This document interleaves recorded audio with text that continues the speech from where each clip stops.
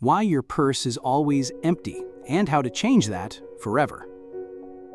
A question as old as time. Why is it that some people always seem to have enough? Enough to pay bills, enough to save, enough to give, enough to build. And others, no matter how hard they work, no matter how much they earn, are always behind. Their purse is never full. It fills and empties. It swells and leaks. It grows and vanishes. Kalabab, the great merchant of ancient Babylon, once said, "Gold is a loyal servant, but it leaves the hands of the careless and lingers with the wise." And today, we ask, how can we become the wise? The city of gold and wisdom. Long ago, the city of Babylon rose from the sands of the desert like a jewel among ruins. Its streets bustled with traders, scribes, and builders. Its vaults overflowed with silver and gold. Its people knew the weight of wealth, but also the wisdom to protect it. It was here that the first lessons of money were carved into clay tablets. Not formulas, not stocks, not schemes, but principles. Laws of nature that governed how money flows, grows, and disappears. And if you listen carefully, those ancient voices still whisper to us today. The real reason you're still broke. Let's be honest. Most people don't want to stay poor. They don't choose struggle. They don't enjoy debt. They don't celebrate stress. But poverty clings to them, not because they're lazy or unworthy or cursed, but because no one taught them how money actually works. We learn math, we learn grammar, but few of us are ever taught how to keep what we earn, make it grow, protect it from loss, build wealth that lasts. The result? We become hard-working slaves to money instead of becoming masters of it. The cycle of the empty purse. You felt it before. You get paid. You feel rich for a moment. Then bills come. Expenses rise. Something unexpected breaks. And suddenly, it's gone. You promise to save next month. But next month repeats the same story. And you wonder, how can I earn more and still have so little? The answer is simple and ancient. You don't need to earn more. You need to keep more and use it wisely. Babylon's promise, a full purse for any man. In ancient Babylon, no one was born rich. Even the wealthiest merchants began as apprentices. Even Arkad, the richest man in Babylon, began as a poor scribe. But what they learned and lived were 7 habits. Not secrets, not shortcuts. Laws. These 7 cures, as they were called, could take a man with empty pockets and lead him step by step to freedom. And today, you can follow that same path. What this journey will give you. Over the next chapters, you will learn why saving is only the first step, how to control your desires and spend wisely, how to make your money multiply, how to protect yourself from loss, how to invest in things that bring value, how to prepare for the future, how to become a lifelong student of wealth. This is not a magic formula, but it is a proven map. If you follow it, your purse will begin to grow. And not just with money, but with confidence, clarity, and control. what you must bring. You don't need a degree. You don't need to be lucky. You don't need to be born into wealth. But you must bring discipline to act before you're ready, patience to wait when you feel rushed, humility to learn what you don't yet know, courage to walk a path that few follow. And if you bring these, Babylon will open its gates to you, not in stone, but in spirit. The words of Arcad. Arcad once said, "Wealth, like a tree, grows from a tiny seed. The first copper you save is the seed from which your tree of wealth shall grow." The tree does not bloom in a day. It grows silently. It survives storms. It deepens its roots. And then one day, it bears fruit. This is what we build here. One step, one law, one habit at a time.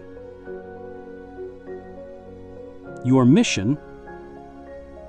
Before we begin, ask yourself, am I ready to change not just my finances, but my mindset? Am I willing to stop chasing quick fixes and start building real wealth? Am I brave enough to look at my past mistakes and learn from them? If your answer is yes, then you are ready. What comes next? In the next section, we begin with the first cure for an empty purse. Start thy purse to fattening. It sounds simple, but it holds the power to change everything. So, sharpen your focus, clear your heart, and let the wisdom of Babylon lead you. Part 1. Start thy purse to fattening, the first step to wealth. A seed that many refuse to plant. Calabab stood at the edge of the city square, where dust swirled and the scent of roasted barley filled the air. His students gathered beneath the shade of a date tree, men of different ages, all burdened by the same invisible weight, an empty purse. He raised his voice, firm but kind. The first cure for a lean purse is the simplest, yet it is the one most men ignore. He paused, letting the silence settle. Start thy purse to fattening. One of the younger men laughed softly. But I have nothing to fatten, master. I earn so little it disappears before I hold it. Calabab nodded, not in scorn, but in understanding. That is the very reason your purse is thin. You allow it to remain so. A simple truth hard to live by. To most people, money is a river. It flows in and out. Sometimes a trickle, sometimes a flood, but always moving, always spent, always gone. And yet the wealthiest men in Babylon and in the world today understand something different. They treat money not as a river, but as a well. A well is filled slowly, but when kept with care, it never runs dry. Pay yourself first. Calabab told them, from every 10 coins you earn, keep 1. Spend the remaining 9 if you must, but that 1 is yours. The students blinked, puzzled. Master, said one, isn't all that I earn mine? Calabab smiled. Do you not pay the cloth maker, the baker, the sandal seller? Do you not offer coins to the brewer and the taxman? Heads nodded reluctantly. Then I ask again, how much of what you earn do you truly keep? The answer was clear, none. Why most people stay broke? It's not because they don't earn. It's because they never keep. They live from moment to moment, from need to need, from paycheck to paycheck. every coin is already spent before it even arrives. They tell themselves, when I earn more, I will start saving. But when they earn more, they spend more. Desire rises to meet income, and so the purse remains lean. The vicious cycle. Picture this. You earn 100 coins, you spend 100 coins. Next month, you earn 120. You spend 125 and borrow 5. Then you work more to pay what you owe. And so your life becomes a cage of earning and owing, a wheel that spins endlessly until your youth fades and you realize your hands are empty. The power of 1/10. But imagine a new pattern. You earn 100 coins, you keep 10. You live on 90. Next month, you earn another 100. You add 10 more. Slowly, your purse begins to fill. The first time it happens, it feels small. 10 coins. Useless, perhaps. But Calibob knew, as do all the wealthy, that a full purse begins with the first coin you refuse to spend. The psychology of ownership. Something shifts when you keep part of what you earn. You begin to see yourself as more than a consumer. You become a builder. Your choices feel more deliberate. Your confidence grows. You become more resistant to impulse and comparison. You sleep better knowing tomorrow is not empty. This is not just about money. It's about self-respect. The law of seeds. Calibob compared money to seeds. He who eats all his grain has nothing to plant. He who plants all his grain will go hungry. But he who eats some and saves some shall enjoy both harvest and security. The seed is your savings. The tree is your wealth. The fruit is your freedom. And like all trees, it starts small, grows silently, and rewards the patient. Why 1/10 works? You might wonder, why not save more? Because 1/10 is possible for almost everyone. It's not about the amount, it's about the habit. Once the habit is strong, you can increase it. But without the habit, even large income evaporates. Start with 1/10. Master that. Then grow from there. A personal promise. Calibob challenged each man. Tonight, take parchment and ink. Write your income. Write your expenses. And commit from this day forth that one of every 10 coins will be yours to keep. He warned, many will forget this promise within a week, but the one who keeps it will see his purse grow fat and his spirit grow free. This is the first stone in the foundation. Without it, all else fails. Without it, you will chase dreams but never build them. You will read books, watch videos, follow trends, and still remain poor. But with it, with this one law, you begin to rise. You become a man who owns the future, not just survives the present. What you should do now. Write down how much you earn each month. Take 1/10 and move it into a separate account, pouch, or vault. Do not spend it, ever. Not for bills, not for birthdays, not even for emergencies. Watch it grow. Smile, because you are no longer a slave to every coin. Calibob's final words. A man's purse must not be left to chance. It must be fed and guarded. And if fed wisely, it shall never be empty again.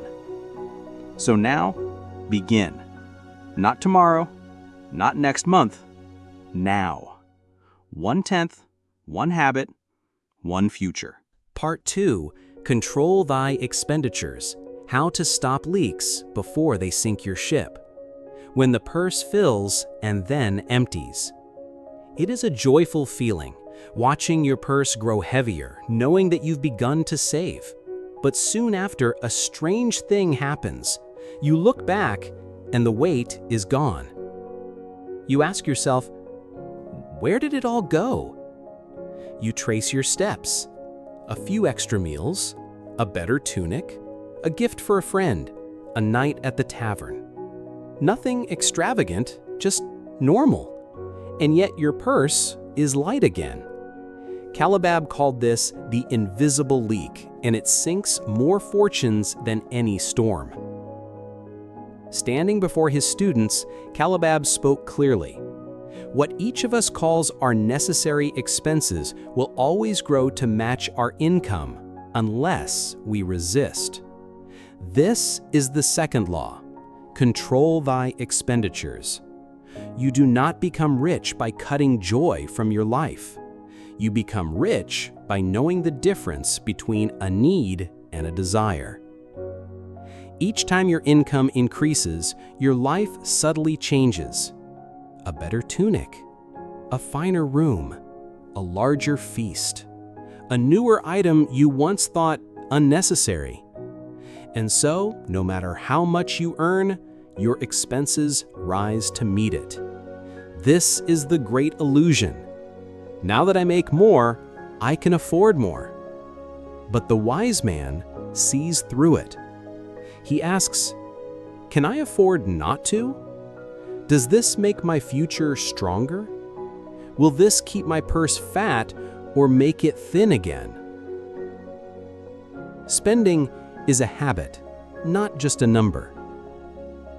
Calabab taught that spending is not just math, it's emotion, it's habit, it's identity. Some spend to feel successful. Some spend to forget pain. Some spend to impress. Some spend because they've always spent. To control expenditures, you must control your beliefs. Not every craving is a need. Not every desire deserves your gold. The Babylonian budget. Calabab's rule was simple. Save 1/10 of your income. Use 7/10 to live, food, rent, comfort, life.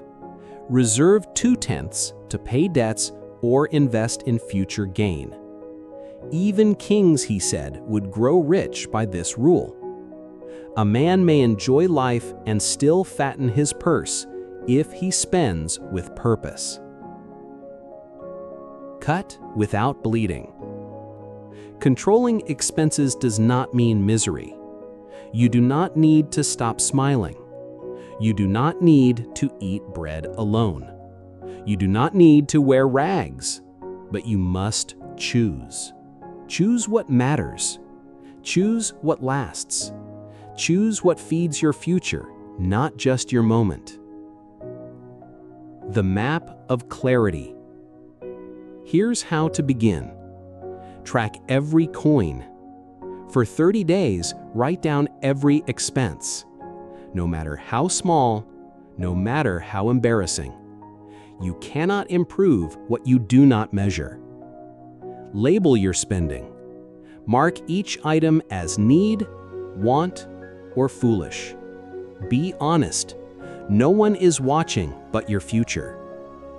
Rank your desires.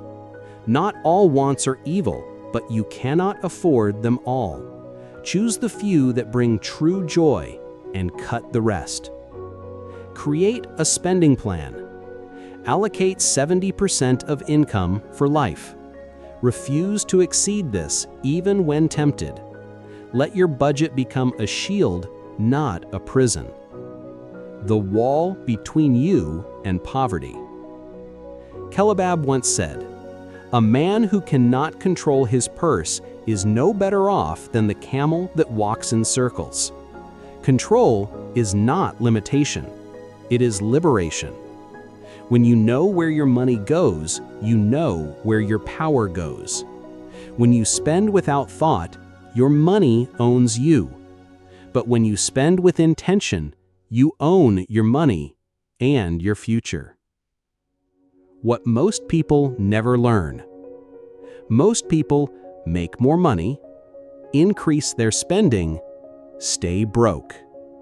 The wise make more money, control their spending, grow wealthy. The difference is not income. The difference is discipline. What you can do today. Take a notebook or an app. Write every coin you spend for the next 30 days. Be ruthless in honesty. Choose 2 or 3 desires that truly add value and say no to the rest. Begin living on 70% of your income. And remember, you do not need more money, you need more clarity. Calabab's final words for the second cure. To fill your purse is a noble act, but to guard it from leaks, that is wisdom. You are not punished by what you spend. You are punished by what you do not track. And one day, you will thank yourself for every coin you chose not to waste. Part 3. Make thy gold multiply. Let your money work while you rest. The moment your gold becomes a servant. The men in Calabab's circle had begun to smile. They had started saving. They had begun tracking their spending. Their purses were, for the first time, a little heavier.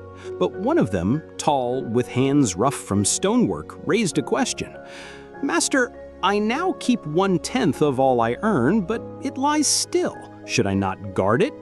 Calabab nodded. "Yes, guard it, but also remember, gold that rests grows lazy. Gold that works becomes your servant." And so he revealed the third cure: make thy gold multiply. This was the first time the men heard of a purse that grows by itself. Calabab explained, "Your labor earns you gold, but gold itself can labor if you are wise. And gold born of gold can labor too. Soon you will have an army of servants, invisible, loyal, tireless." The men were astonished. "We can make money without lifting a finger?" Calabab smiled. "If your gold is employed well, it shall work day and night, even while you sleep." The magic of multiplication. This is how the rich grow richer, not by working more hours, but by making their money work for them.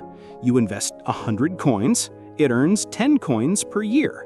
Next year, you earn 10% on 110 coins, then 121, then 133.1, then 146.4. That is the power of compound growth, the greatest force in all of finance. "Let your gold give birth," Calabab said, "and your grandchildren shall enjoy the fruits." Building a foundation of passive wealth. There are only 2 ways to build wealth. Trade your time for money. Make your money work for you. The poor only know the first. The wise master the second. You must begin now to build your financial engine, a stream of coins flowing in, even when you are tired, sick, or sleeping. This stream begins as a trickle, but becomes a river. "But where should I invest?" The students asked Calabab, "Where should we place our gold so that it multiplies?" And he answered, "Where the men know what they are doing, where the trade is understood, where the risk is known, where the gain is fair, and where the money returns."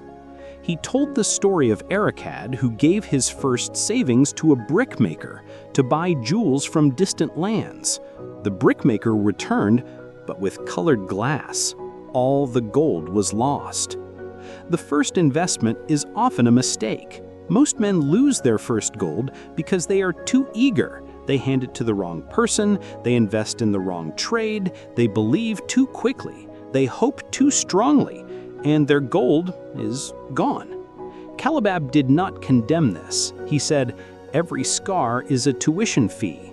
The fool remains a fool only if he does not learn." Where the gold grows safely.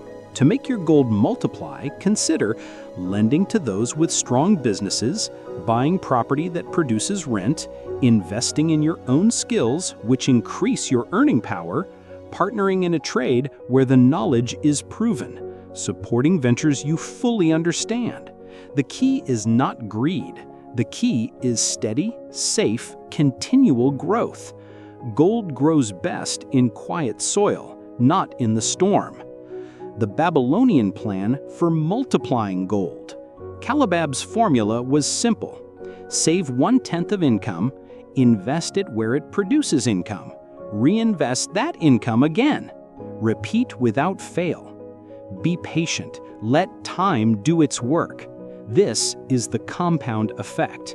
It is invisible at first, but it is unstoppable once it grows. Wealth is not an event, it's a structure. Too many chase windfalls, too many dream of sudden success. But true wealth is not a treasure chest, it's a structure, built brick by brick, strengthened by habit, fed by discipline, protected by wisdom. Each coin you invest is a brick, each return is a new layer, each year the tower rises.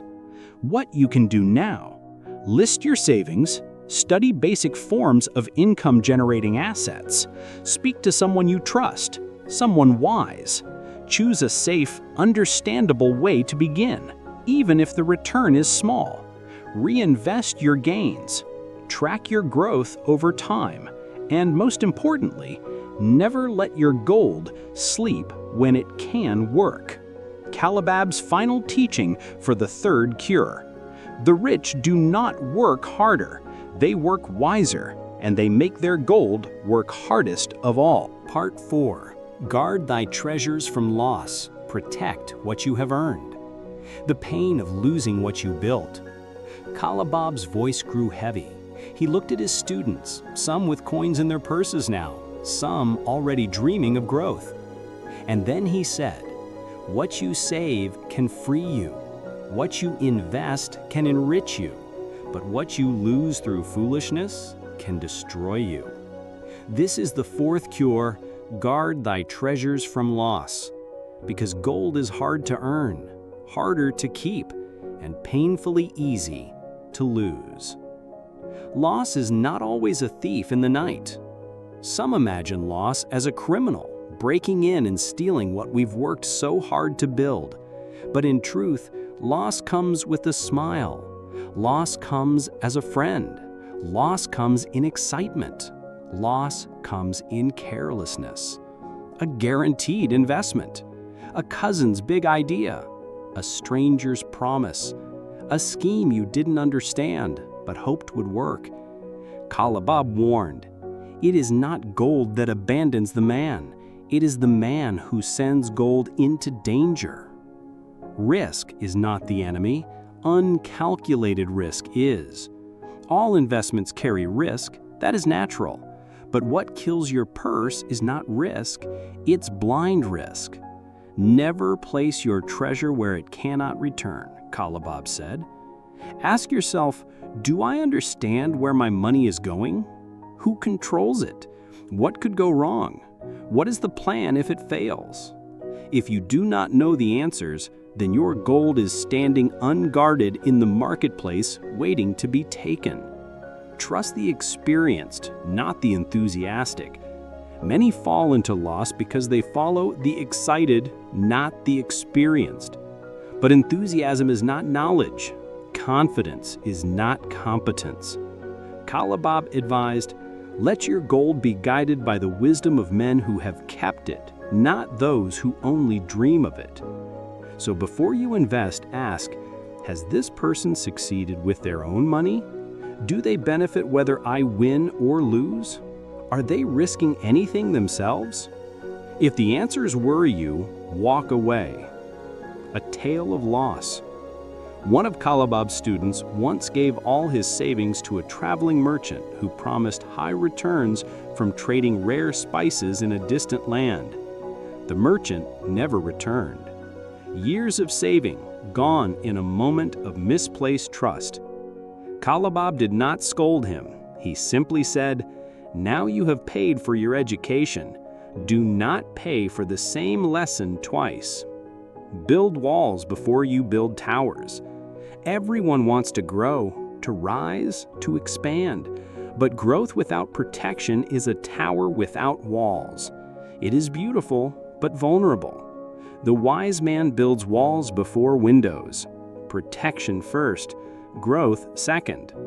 Because what you keep is always more important than what you gain. The Babylonian rules of protection. Kalabob taught 3 unbreakable rules. Invest only in what you understand. Seek the advice of those who have succeeded, and spread your investments. Never place all your gold in one venture. Each rule is a sword. Together, they make you a warrior. Not against men, but against mistakes. Protecting your foundation. The most dangerous moment in wealth building is after your first success. You begin to feel invincible. You begin to take shortcuts. You begin to believe you are smarter than risk. And that is when the foundation cracks. But the wise man remains humble. He guards his treasure like a farmer guards his crop, with patience, fences, and foresight. Gold that grows unguarded is gold that will soon leave. What can you do now? Review all your investments and savings. Ask, do I truly understand each one? Seek feedback from someone wiser than you. Diversify. Spread your savings across different areas. Avoid promises of high returns without explanation. Never invest out of pressure, fear, or greed.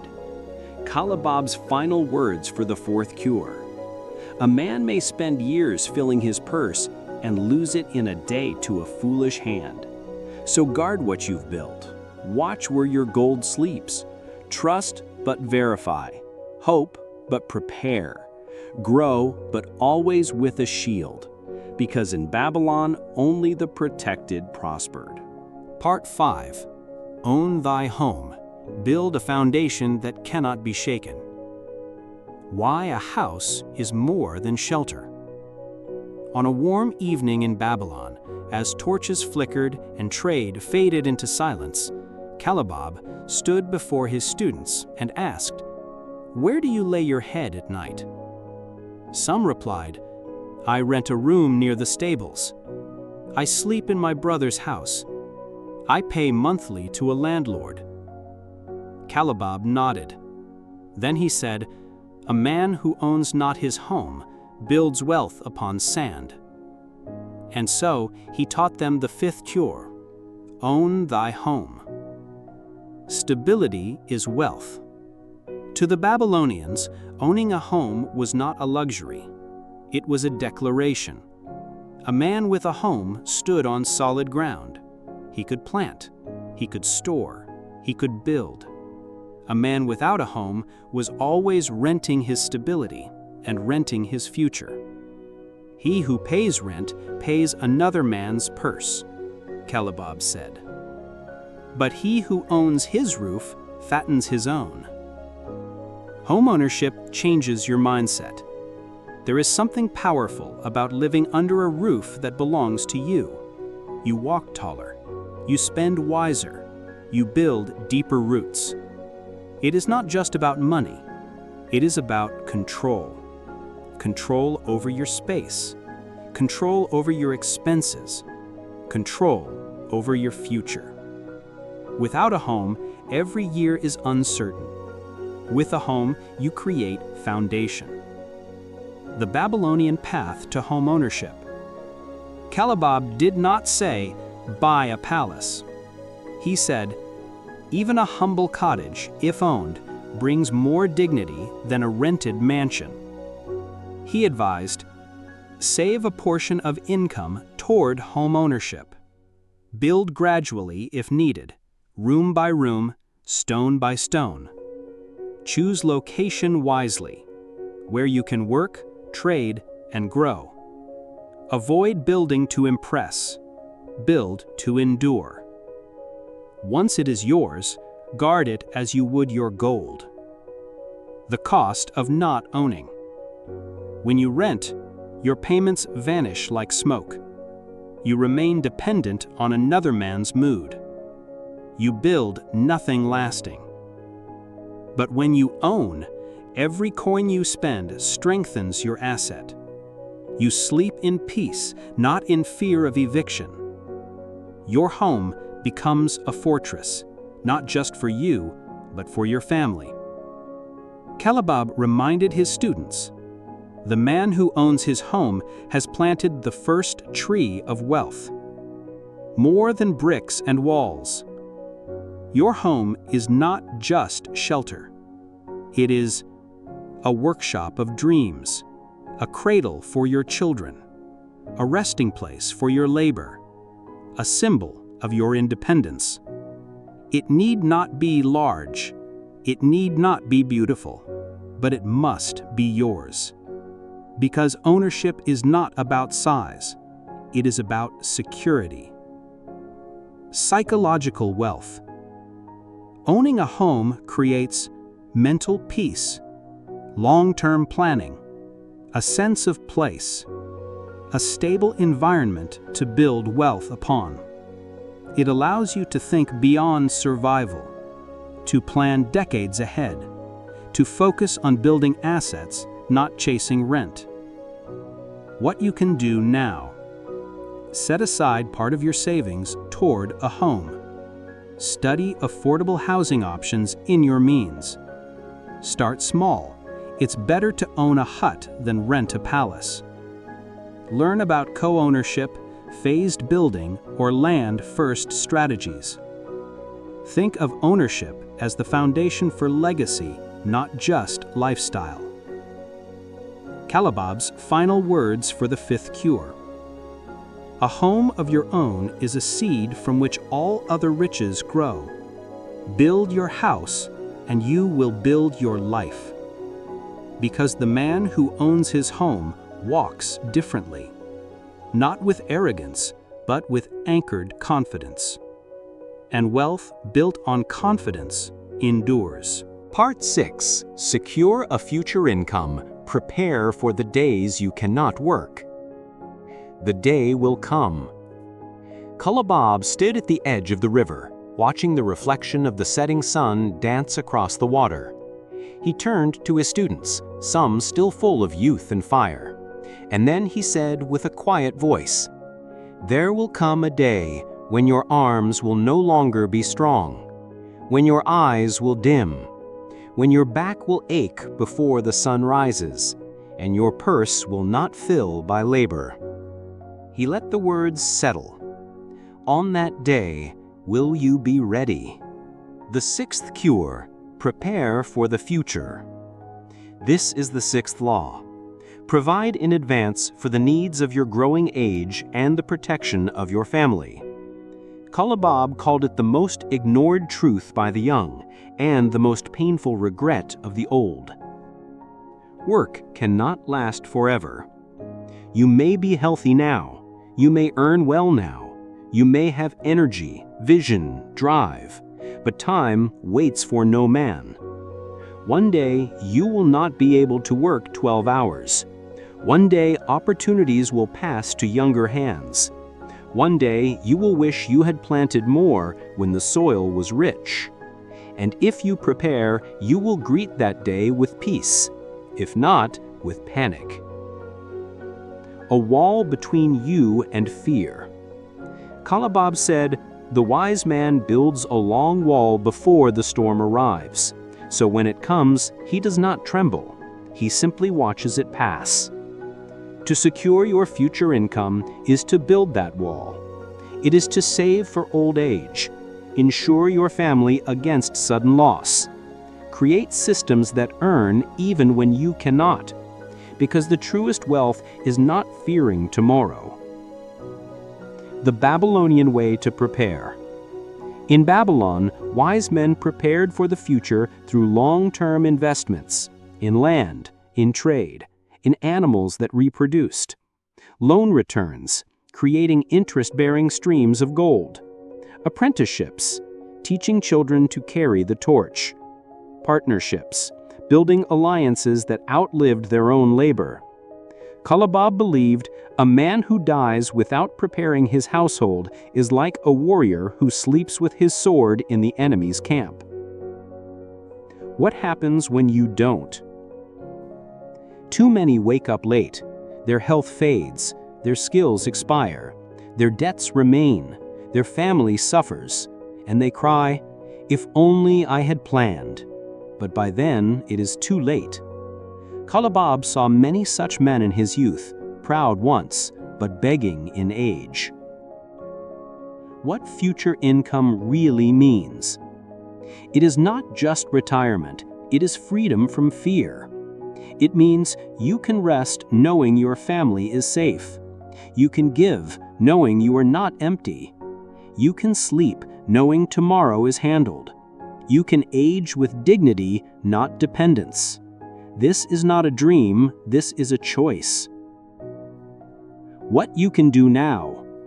Start now, not next year. The earlier, the stronger the results. Build passive income streams, real estate, dividend stocks, lending, royalties. Insure wisely, health, life, critical loss. Protect your family's peace.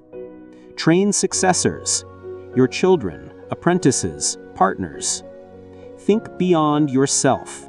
True wealth is generational. Kalabab's final words for the sixth cure. The man who builds for the future walks lighter in the present. He carries no fear, no anxiety, no rush. Because he knows, when my hands grow weak, my wisdom will still feed me. And isn't that the purpose of all wealth? Not just to live better, but to finish well. Part 7. Increase thy ability to earn. Become the person who attracts gold. What if you could earn more simply by becoming more? By now, Kalabab's students were no longer wide-eyed beginners. They had learned to save, spend wisely, invest, protect their gains, build a stable home, prepare for the future. But then Kalabab asked, what if your gold is not the problem, but your capacity to create it? And so he taught them the final and greatest cure: increase thy ability to earn. Your mind is your greatest asset. Kalabab explained, gold is attracted to the man whose skills are sharp, whose knowledge is wide, and whose value to others increases daily. You may lose all you have, your savings, your home, your investments. But if you still possess a trained mind, a disciplined will, and a respected skill, you can rebuild again and again. Because true wealth is not what's in your hand, it's what's in your head. Most people repeat the same year 10 times. Many people live 10 years, but it's really 1 year repeated 10 times. They do not grow. They do not read. They do not challenge themselves. They do not improve their trade. Kalabab said, a man who stops learning is like a plow left in the rain. It rusts before it breaks. The wealth of the skillful. In Babylon, the most respected men were not always the richest, but they were the most capable. The scribe who mastered more than numbers, he understood contracts and negotiation. The potter who became an exporter. The blacksmith who taught others and multiplied his value. Each of them had one thing in common. They invested in themselves every single day. How to increase your earning ability. Kalabab shared 3 timeless principles. 1. Study your craft like a master. If your hands earn your living, let your mind double it. Read, observe, improve, practice. Learn faster than those around you. Know your tools better than others. Anticipate what your employer, client, or market will need next. Excellence always gets paid. 2. Solve bigger problems. Men do not pay for effort, they pay for solutions. If you want to earn more, solve better, solve deeper. You don't need more hours, you need more impact. 3. Build a reputation that works while you sleep. Your name is your brand, your word is your currency. Build it carefully, defend it always. Be known for showing up, for delivering value, for making life easier for others. Gold follows trust. The enemy of growth. Comfort. Kalabab warned, gold flees the man who chooses comfort over growth. Comfort says, this is enough. I already know what I need. Learning is for others. But gold says, grow, and I will follow. So you must rise before the sun, after failures, through uncertainty, into new levels of skill and service, because your income rarely exceeds your personal development. The greatest investment?